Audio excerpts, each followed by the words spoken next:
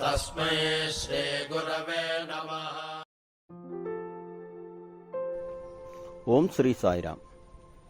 ഒരു സാധകൻ തന്റെ ജീവിത ലക്ഷ്യം ഈശ്വരപ്രാപ്തിയാണ് എന്ന് കരുതി ജീവിക്കുന്നുവെങ്കിൽ അവൻ തനിക്ക് എന്നും സ്വീകാര്യനാണ് എന്ന് ഭഗവാൻ ഭഗവത്ഗീതയിലൂടെ നമ്മെ ഓർമ്മപ്പെടുത്തുന്നു. തേഷാം നിത്യാഭിയുക്താനാം യോഗക്ഷേമം വഹാമ്യഹം. അവന് വേണ്ടതായ യോഗവും ക്ഷേമവും എന്നാൽ നൽകപ്പെടും എന്ന് സ്വാമി ഓർമ്മപ്പെടുത്തുന്നു. ഈ പ്രപഞ്ചം എന്നത് ഒരു നിഴലാണ്. ഇതിന്റെ അസ്തിത്വം അഥവാ ഉണ്മയായിരിക്കുന്നത് ഭഗവാനാണ്.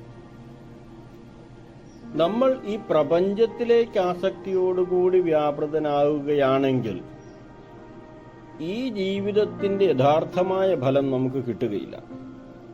നേരെ മറിച്ച് നമ്മൾ ഭഗവാനിൽ ആസക്തനായി കർമ്മം ചെയ്ത് ജീവിക്കുകയാണെങ്കിൽ ഭഗവത് അനുഗ്രഹം നമുക്ക് പ്രാപ്തമാകുന്നതിനോടൊപ്പം ഈ ഭൗതിക ജീവിതത്തിലെ നമ്മുടെ ജീവിതവും സുഖകരവും സുരക്ഷിതവുമായിത്തീരും. ഉദാഹരണമായി, സൂര്യപ്രകാശത്തിൽ ഒരു ഫലമുള്ള വൃക്ഷം നിൽക്കുന്നുവെന്നിരിക്കട്ടെ. വൃക്ഷത്തിൽ ഫലമുണ്ട്. സൂര്യപ്രകാശത്തിനനുസൃതമായി ഭൂമിയിലൂടെ നീളുന്ന ആ വൃക്ഷത്തിന്റെ നിഴലിലും ഫലമുണ്ട്.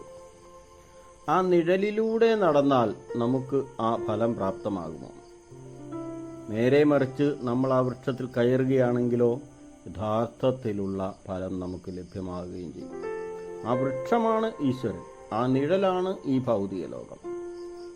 ആ വൃക്ഷമാകുന്ന ഈശ്വരനിലൂടെ നമ്മൾ ഉന്നതങ്ങളിലേക്ക് പോകുമ്പോൾ നമുക്ക് യഥാർത്ഥത്തിൽ ഫലം ലഭിക്കുന്നതോടൊപ്പം ഈ ഭൗതികമായ ലോകത്തിലും നമുക്ക് ലഭിക്കേണ്ടതായ ഫലങ്ങൾ യഥാസമയം ലഭ്യമാവുകയും ചെയ്യും.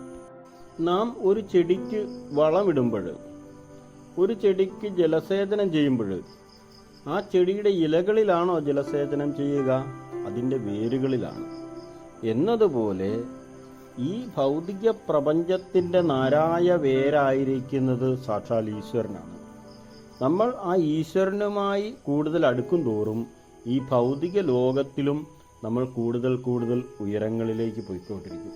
നമ്മുടേതായ ആവശ്യങ്ങൾ, ഒരിക്കലും നമ്മുടെ ദുരാഗ്രഹങ്ങളല്ല, നമ്മുടേതായ ആവശ്യങ്ങൾ യഥാസമയം നൽകപ്പെടുകയും അതോടൊപ്പം ആത്മീയമായും നമ്മൾ ഉന്നതിയിലേക്ക് പുരോഗമിക്കുകയും ചെയ്യും. അതാണ് ഭഗവാൻ ഭഗവത്ഗീതയിലൂടെ നമ്മോട് പറയുന്നത്.